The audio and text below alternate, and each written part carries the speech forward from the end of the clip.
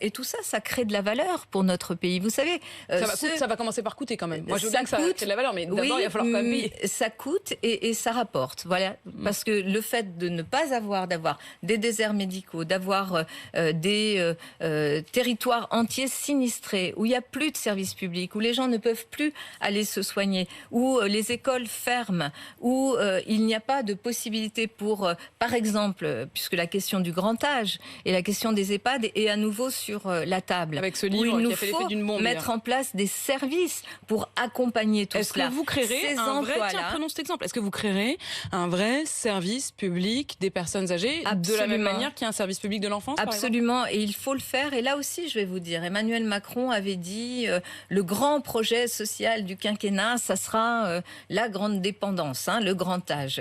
Moralité, il n'y a eu absolument aucun projet social dans ce quinquennat. Et notamment, il ne s'est pas occupé de cela. Et vous voyez comment la situation explose dans les EHPAD. Donc bien sûr qu'il faut un accompagnement, parce que c'est une très bonne nouvelle qu'on vive plus vieux, hein, voilà, qu'on vive et en meilleure santé plus longtemps. C'est une très très bonne nouvelle pour notre pays. Encore faut-il qu'on puisse accompagner les familles, les personnes. Ça va passer par quoi dans ce grand âge? Vous allez ouvrir davantage de maisons de retraite? D'abord, ça passe par des lieux, c'est vrai. Ça passe par des lieux pour lorsqu'on ne peut plus rester à domicile. Ça passe par l'accompagnement à domicile. Avec quoi? Avec qui? Avec des personnels qui doivent être formés, qui doivent avoir là aussi de vrais métiers, de vraies perspectives. Mais là encore, on a beaucoup de mal à les trouver. Oui, mais vous savez, chère Apolline de Malherbe, comme par hasard, dans notre pays, chaque fois qu'on parle de remettre du service public pour vivre mieux, hein, parce qu'il ne s'agit pas de dépenser pour se faire plaisir, de faire une dépense, mais pour vivre mieux sur les grands sujets qui sont les nôtres, l'éducation, la santé, le grand âge, la sécurité. Chaque fois que l'on évoque cela, on nous dit ça va coûter cher.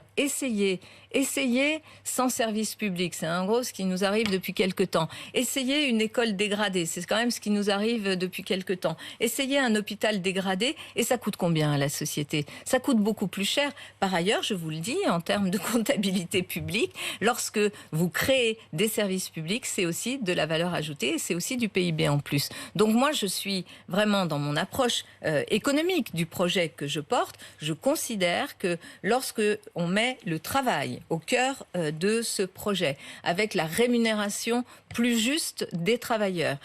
On génère aussi de la valeur dans le pays. On n'est pas dans une approche malthusienne. Et celles et ceux qui nous expliquent à longueur de journée que le service public coûte cher et que grosso modo ça sert à rien, sont en général ceux qui ont suffisamment de moyens pour s'en passer. Mais la grande majorité des Français ne peut pas se passer du service public.